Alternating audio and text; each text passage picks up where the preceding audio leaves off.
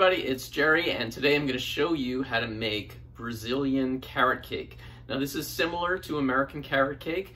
Main differences are the carrots are pureed instead of grated. It also doesn't have any raisins or nuts, and instead of a cream cheese frosting, it's going to have a carob frosting. Normally it's chocolate, but I don't cook with chocolate, so I use carob, but you can always substitute chocolate very easily, and I'll show you how to do that.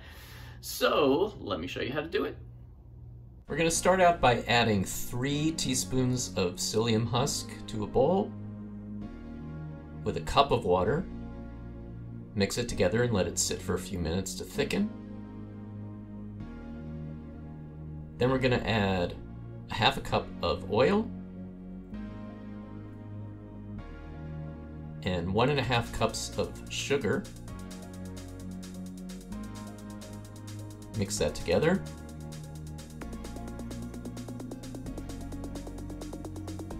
And then we're going to take 6 large carrots, which have been roughly chopped, put them in a food processor, and puree them until they're completely smooth.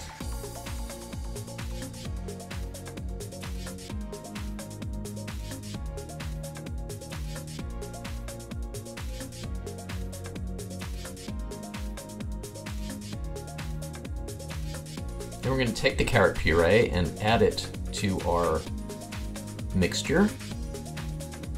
Mix it all together. And then we can add our dry ingredients. So we're going to add a cup of brown rice flour, half a cup of millet flour, half a cup of arrowroot starch, 2 tablespoons of baking powder, and a half teaspoon of xanthan gum. Mix that all together, and then just beat it by hand for a minute or 2 until it starts to thicken a little bit. And then we're going to pour it into a bundt cake mold, which has been sprayed with oil. This is a 9-inch bundt cake mold. And we're going to bake it at 350 degrees for about 50 minutes. Let it cool for a couple of minutes, and then take your serving dish, put it on top, and then invert the cake onto the plate. And it should slide right out.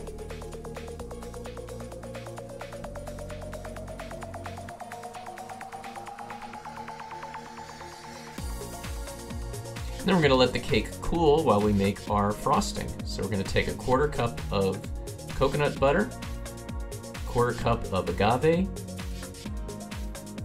1/3 cup of carob powder. Now this is where you can substitute cocoa powder if you want to make it chocolate. And then we're going to take a can of coconut milk which has been chilled, and we're going to just scoop out a half cup of the cream from the top. And then just heat this up over low heat until everything comes together and makes a nice liquidy frosting. And just pour it on top of the cake and let it drip down the sides. If it's too thick, you can add a little water or vegan milk in it to thin it out. And it's ready to eat.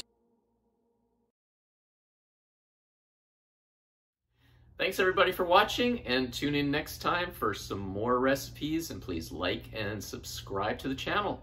See you then.